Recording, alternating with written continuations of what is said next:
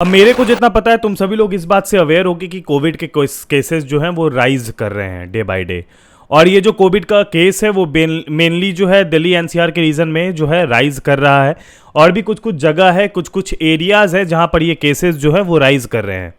अब क्या ये एक कंसर्न हो सकता है सीबीएसई के टर्म 2 के एग्जामिनेशन के कैंसिलेशन का, जिसके लिए काफ़ी लोग जो है जो इंतज़ार कर रहे हैं, बेसिकली वो लोग जो पढ़ नहीं रहे हैं एट दिस मोमेंट ऑल्सो, और वो बस इंतज़ार करें एग्जाम के कैंसिल होने का। तो जो भी आप लोगों में से ऐसे लोग हैं जो पढ़ रहे हैं या फिर नहीं पढ़ रहे हैं, और आप लोग अगर एग्जाम कैंसिलेशन से आपको कुछ न्यूज़ चाहिए,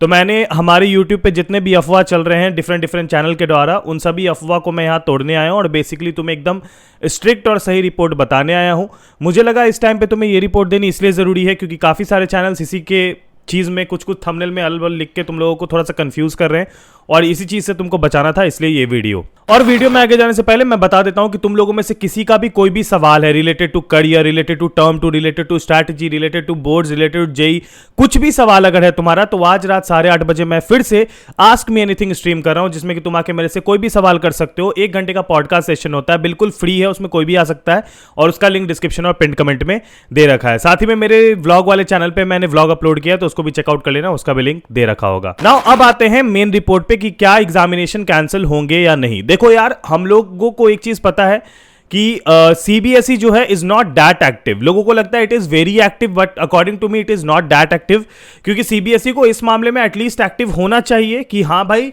इतने सारे जो हमारे यूट्यूब चैनल्स है, इतने सारे जो लोग अफवाह फैला रहे हैं, इतने सारे जो न्यूज आर्टिकल्स अफवाह फैला रहे हैं, एटलीस्ट सीबीएसई को उन सभी न्यूज आर्टिकल्स को, उन सभी न्यूज चैनल को एटलीस्ट कट करना चाहिए उनके पॉइंट्स को, और ये चीज सीबीएसई खुद कर सकती है। बट बहुत ही रेयर केस में ऐसा होता है कि कोई एक चीज है, कोई एक सर्कुलर है जो सीबीएसई का नाम लेके बेसिकली वायरल हो जाता है फोटोशॉप करके, तब उसमें भले ही सीबीएसई जो है आ जाती है बोलने की हाँ भाई ये हमारे द्वारा नहीं है, इसलिए कंफ्यूज ना हो, जो कि सही बात है। बाकी उनकी भी गलती नहीं है यार, क्योंकि दिन भर में ये लोग 5 से 6 ऐसे अपडेट बना देते हैं, जैसी अपडेट आती भी नहीं है, क्योंकि भाई सीबीएसई ऑफिस में अगर तिगना भी हिलता है तो इन लोगों का कैमरा चालू हो जाता है, जो सिंपल बात है। बट रियलिटी क्या है? कैंसिलेशन ऑफ द एग्जाम से पहले मैं तुमको समझाना चाहता हूं कोविड का थोड़ा सा सिनेरियो। जैसा कि कोविड जो है जिस हिसाब से वो राइज कर रहा है, मैं आपको एक चीज एकदम क्लियर कर देता हूं कि बहुत सारे पिछले बार भी ऐसा सिचुएशन हुआ कि कोविड काफी तेजी से राइज किया,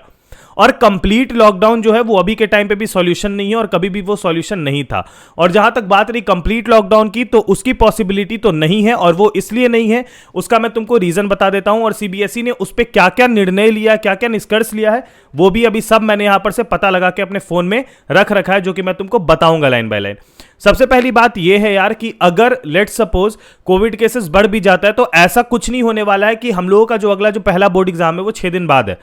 तो ऐसा कुछ नहीं होने वाला है कि 6 दिन में कोई एक नया फैसला आ जाएगा और अचानक से ये आ जाएगा कि एग्जाम कैंसिल हो चुके हैं। नहीं,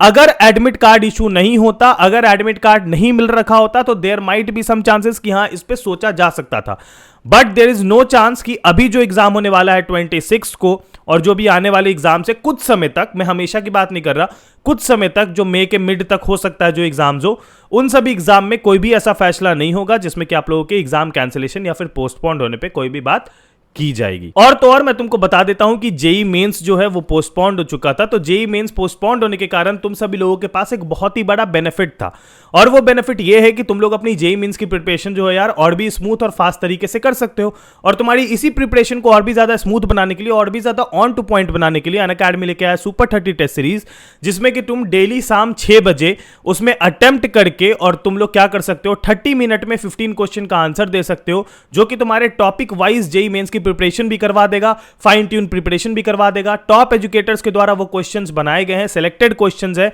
और हाँ उससे तुम ये भी देख सकते हो कि तुम्हारा जो रैंकिंग है वो क्या है, यानी कि तुम अभी एक्चुअली में क्या कहां पर स्टैंड करते हो। और इसमें एनरोल करना फ्री है, लिंक आपको डिस्क्रिप्शन और पिन कमेंट में मिल जाएगा, और एनरोल करने के लिए कोड यूज करना होगा PDNS10। और हाँ, अगर मैंने तुम्हें ना बताया हो तो इसमें जो हमारे लकी विनर्स होते हैं एवरी वीक, उनको 50,000 तक का प्राइज भी मिलता है, वाउचर्स भी मिलता है, तो आप इसमें जरूर एनरोल करो। और हाँ, साथ ही मैं आपको बता दूं कि अनअकैडमी पे मेरे फ्री के स्पेशल क्लास चलते हैं, तो नीचे में मेरे प्रोफाइल का लिंक होगा, उसको जाके जरूर फॉलो कर लेना। और साथ ही में अनअकैडमी के किसी भी सब्सक्रिप्शन पे 10% डिस्काउंट के लिए मेरा कोड यूज करना PDNS10, जिसमें आप 10% या फिर उससे ज्यादा डिस्काउंट अवेल कर सकते हो। हाँ, तो अब हम लोग बात करते हैं सीबीएसई के द्वारा क्या क्या निष्कर्ष लिया गया। तो मैंने तुम्हें ऑलरेडी बता दिया कि कुछ समय तक there is a very low chance या फिर देयर इज नो चांस कि आप लोगों का किसी भी तरह का ये हो जाएगा कि बेसिकली आप लोगों का एग्जाम पोस्टपोन्ड हो जाए, या ऐसा कुछ बहुत ही कम चांस है। और रखो कि नहीं चांस है। लेकिन सीबीएसई इस पे क्या कहती है? सीबीएसई ने सिंपल कहा है कि अगर ऐसा केस आता है कि कोई एक बच्चा जो है उसमें किसी तरह का सिम्टम्स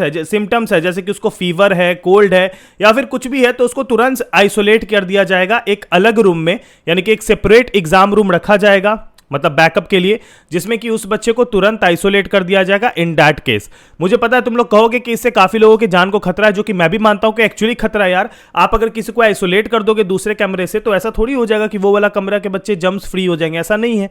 एंड दूसरी और सबसे इंपॉर्टेंट चीज ये है यार कि कोई इंसान अगर उस सिम्टम्स से गुजर रहा है, फीवर से या कोल्ड से, एट दैट टाइम, तो वो कैसे अपने बोर्ड्स में परफॉर्म कर पाएगा? ऑफ कोर्स नहीं कर पाएगा। तो बेसिकली सीबीएसई तुमको सीधा भाषा में यही कहना चाहती है कि अपना प्रिकॉशन खुद करो, ज्यादा नहीं निकलो, मास्क पहनो और अपनी रक्षा खुद करो एट दिस पॉइंट, क्योंकि अगर उस समय कुछ होता है तो तुम्हारा रिजल्ट सिर्फ तुम्हारे फीवर की वजह से भी खराब हो सकता है, क्योंकि एग्जाम तो ये तुमको वैसे भी दिलवा रहे हैं सेपरेट रूम में बैठवा के। तो एक और केस था कि भैया एग्जाम सेंटर का क्या होगा, वो चेंज होगा कि नहीं होगा। तो इस पे सिर्फ और सिर्फ दिल्ली गवर्नमेंट का ही कुछ फैसला था। बेसिकली सीबीएसई उसी के अंडर आता है। तो बेसिकली मैं तुमको बता देता हूं कि इसमें भी एक छोटा सा फैसला यही है कि अगर मान लो कि किसी भी सेंटर पे बहुत सारे केसेस जो है वो मिल जाते हैं या फिर कुछ ऐसा केस होता है, तो सिर्फ पर्टिकुलरली उस केस के लिए, रेस्ट ऑफ द स्टूडेंट के लिए एग्जाम सेंटर चेंज किया जा सकता है। और जैसा कि आप सभी लोगों को पता ही होगा कि अभी बहुत ज्यादा हाई लेवल पे डिमांड हो रहा है एग्जाम के कैंसिलेशन को लेकर, जो कि मेरे को एक्चुअली किसी भी तरह से लॉजिकल नहीं लगता है। मैं रीजन बता देता हूं। एक बच्चा है जिसको कि बहुत ज्यादा चुलता है, उसने बहुत सारे कमेंट्स भी मैंने उसके देखे जिसमें कि उसने लिख रखा था कि मेरा एग्जाम सेंटर दूर है,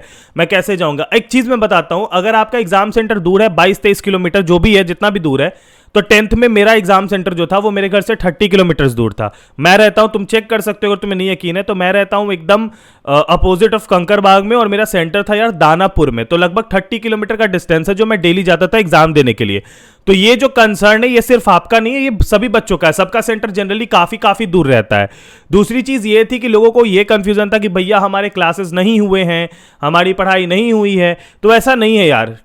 इन टर्म 2 लगभग हर दिन आपके स्कूल्स जो थे वो खुले ही हुए थे, और फिर भी अगर ऐसा सीन आ रहा है कि ऐसा कुछ हो रहा है, ऐसा कुछ इशू हो रहा है, तब भाई हमें भी पता है कि हमारी भी गलती है, and this is a fact. But अगर बात रही कैंसिलेशन को लेके, तो जिस अमाउंट पे पिटीशन साइन हो रहे हैं, मुझे नहीं लगता कि इस बार कोई भी उस पर होने वाला है, मेरे को नहीं लगता उस पर। लेकिन मैं इतना जरूर कह सकता हूं कि इन द केस अगर केसेस बहुत ज्यादा बढ़ जाते हैं, there is a very small chance कि अगर केसेस बहुत ज्यादा बढ़ जाते हैं किसी भी कारणवश, किसी भी बहुत, ऑफ कोर्स अगर स्टूडेंट्स जाएंगे तो डेली, मतलब समझ रहे हो ना, अगर 30 लाख प्लस स्टूडेंट बोर्ड्स दे रहे हैं, तो रखो कि अगर आधे बच्चे भी डेली अगर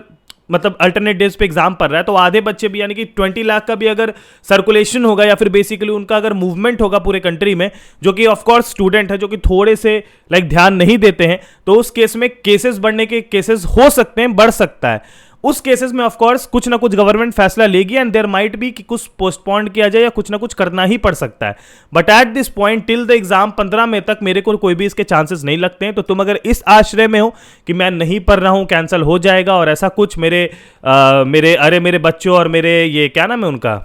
जो भी हमारे सीबीएसई अपडेट चैनल है, अगर तुम्हें ऐसा लगता है कि वो लोग तुमको बचा लेंगे, तुम्हारा एग्जाम रुकवा देंगे, अगर ऐसा तुम्हें फील हो रहा है, तो all the best to you, कर लो कोशिश, कोई दिक्कत नहीं है। बट अगर एग्जाम का रिजल्ट खराब होगा तो जाके उनको ही गाली देना, हमें गाली मत देने आना कि तूने तो स्ट्रैटेजी बता दी, कुछ नहीं हुआ। नहीं भैया, अगर आप नहीं पढ़ रहे हो तो हमारी स्ट्रैटेजी से कुछ नहीं होने वाला, आप जाके उन्हें गाली देना, ठीक है। Thank you so much. आपको वीडियो पसंद आया हो तो लाइक करना, टिल देन अपना ख्याल रखना। जय हिंद, वंदे मातरम।